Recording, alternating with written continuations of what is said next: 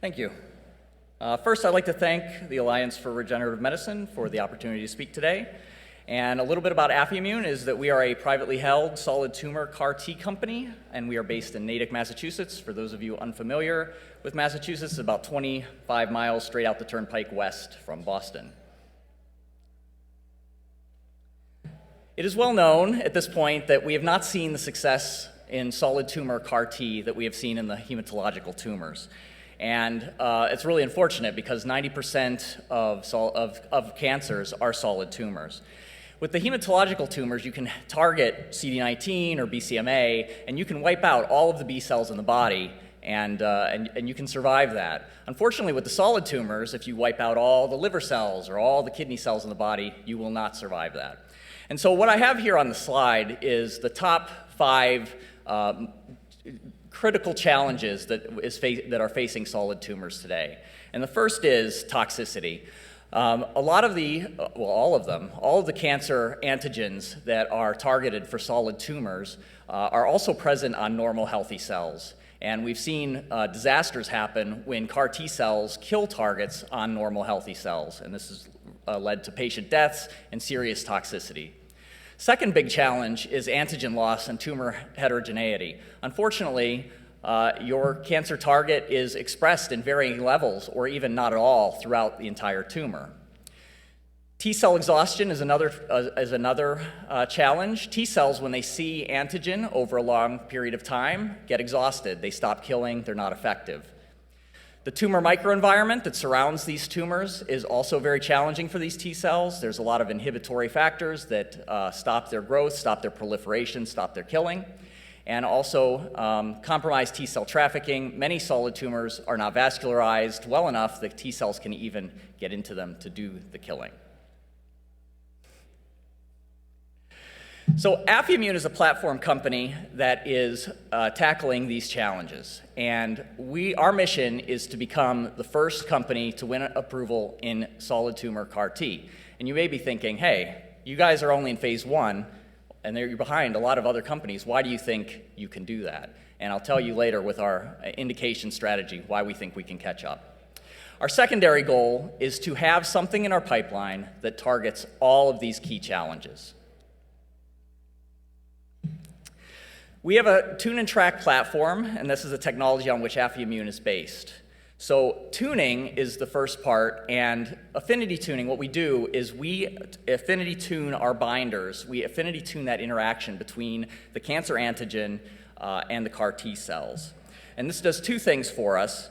So first, when we tune it correctly, we recognize, the T cells recognize the high density of the antigen on cancer cells, but they leave normal cells alone. So that reduces the toxicity. The second thing that does for us is T cells naturally kill within a certain range of affinity. And a lot of the solid tumor CAR Ts are much higher than that range, and that leads to toxicities, it leads to exhaustion. The second part, and this is very cool, is the tracking. We co-express a membrane protein called SSTR2 on our CAR T cells. And that allows us to use FDA-approved gallium dotatate to image in PET scans, both in mice and in humans, where the CAR T cells are in real time. And so as I begin to introduce our lead asset, I want to point out that a lot of CAR T cells use scFvs as their binder. And these are antibody fragments with high affinity. And we're seeing more and more CAR Ts that are going away from scFvs or using VHHs, but there is another option, and this is what we use, is we actually use the natural ligand to our target as the targeting head of our CAR. And so when you just take that natural ligand and you arm a CAR with it, it's too low affinity to do any real cancer killing. And so these mice died because the tumor growth was out of control. But we do have an scFv that is very high affinity, and when we looked at that, we unfortunately got toxicity, and the mice did not survive for very long. One of our variants that we made, which I'll call medium to high affinity, we got a good initial response, but the affinity was still too high. The T cells got exhausted, and the tumors came roaring back. And then ultimately, what became our lead product, AIC-100, It's an affinity variant we call F292A. We got very good cancer killing, sustained cancer killing throughout all of the animals. So introducing our lead product here is AIC-100. These are autologous CAR T cells that target ICAM-1. And ICAM-1's a very attractive target whenever it's tuned because it is differentially expressed on cancer cells. It is present on normal cells, and so the affinity tuning is required to make sure that it is not toxic. I assume most people know how autologous CAR T cells are made, but I will give a little bit of details about how we are handling it. We take patient apheresis. It is shipped chilled to our manufacturing site where it is then cryopreserved. And then whenever they are ready to complete manufacturing, it is then thawed, manufactured, formulated for infusion, and then cryopreserved, and then shipped on LN2, vapor phase of LN2, to our clinical trial sites.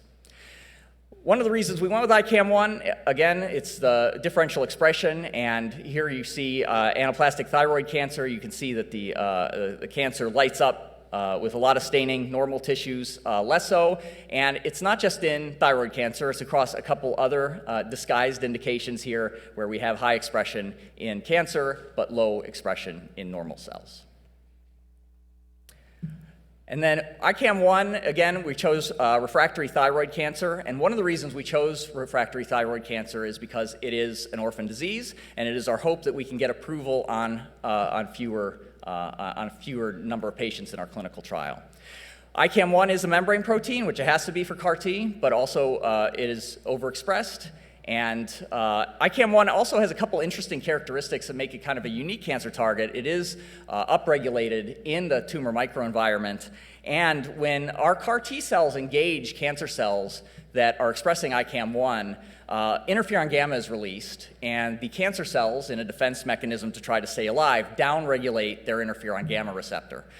What that does, it turns out, is upregulate ICAM-1. So we actually get an increase in avidity and better killing after T-cell engagement. Our phase 1 study of AIC-100 is ongoing right now. It's a pretty standard trial, modified 3x3 dose escalation. We are using flat dosing, so we're not doing any complicated manufacturing around body weight or surface volume or any of that others do. Our doses are simply 10 million, 100 million, and 500 million CAR T cells per dose level.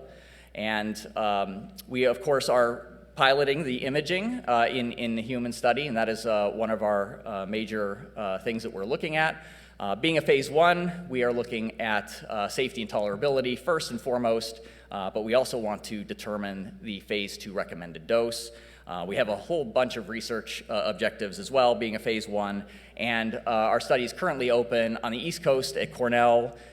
We just opened MD Anderson as a second site this summer, and it is our hope to open City of Hope up the road here in the next month or two. So I mentioned earlier we're going for thyroid cancer. We do currently have orphan and fast track designation, which is very good, but thyroid cancer is a rare disease, and we do plan to expand into other areas. We have not disclosed those, but we do believe that this target, ICAM-1, and these CAR T cells can have a much larger impact in other cancers as well. So back to the imaging, the tracking part, and so I've been in CAR T cells now for probably 8-9 years, and mostly in a business development function. And I can tell you, when you're talking to potential partners that are interested in your data, and you present to them clinical data, one of the first questions they say is, well, one of the first things they say, hey, your data is really encouraging. For such a low dose, this is great, you're getting expansion, looks great. But how do you know that your CAR T cells are actually getting to the tumor?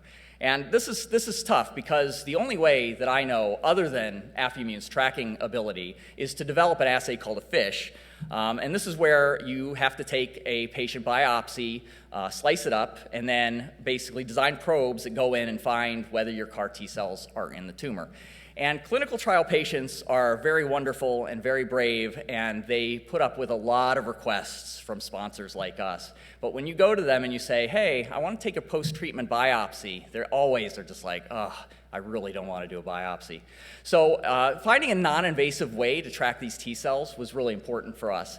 And I have here, these radiology scans don't translate well to PowerPoint, so I'm sorry these are very low resolution. But in our clinical trial, what we do is we do an FDG PET, and that tells you where the tumors are, and all the Mets, and you can see them here.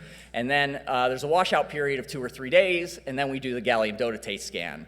And on the gallium dotatate scan, we can see where are CAR T cells in the body. And what we've seen so far in our patients is that these CAR T cells line up exactly with where the Mets are and the tumors are. And another key thing that we can do with this, and we haven't seen this yet, so don't be alarmed, but we can also track them see if there's somewhere they're not supposed to be. Are they in the brain? Are they in the lungs? Are they in the liver? And we can use this to assess safety, but like I said, we have not seen that in our current patients. And then for the future of Affylmmune, we have other technologies that we are using in our pipeline. So our first technology is we use an inducible cytokine. This is pretty common to have your CAR T cells as they go into the tumor microenvironment. If you have them secrete a cytokine or other factors that can make the tumor microenvironment more amenable to their survival and killing, that is a very good thing. And also dual antigen targeting. So we have other targets that we're working on that we can pair with AIC100, and for tumor heterogeneity, we can continue to attack tumors even if there is some antigen loss. And then just a little bit of history of where we've come from. So in the past, we have established this tune and track platform. We used ICAM1 as the first target antigen. We completed an IND, did the safety, the tox package, and developed a process. And right now we're in the clinical stage. We have what I would call a phase 1 appropriate process that we are currently using to manufacture for patients. We have activated now 2 sites, about to be 3, for our phase 1 clinical trial. We have fast track and orphan designation, and last October we raised $30 million from Ori Capital. And then going forward, we look to get approval in thyroid and expand our current trial into other indications and expand the pipeline to tackle those significant challenges that I highlighted earlier. So with that, thank you for your time and your attention.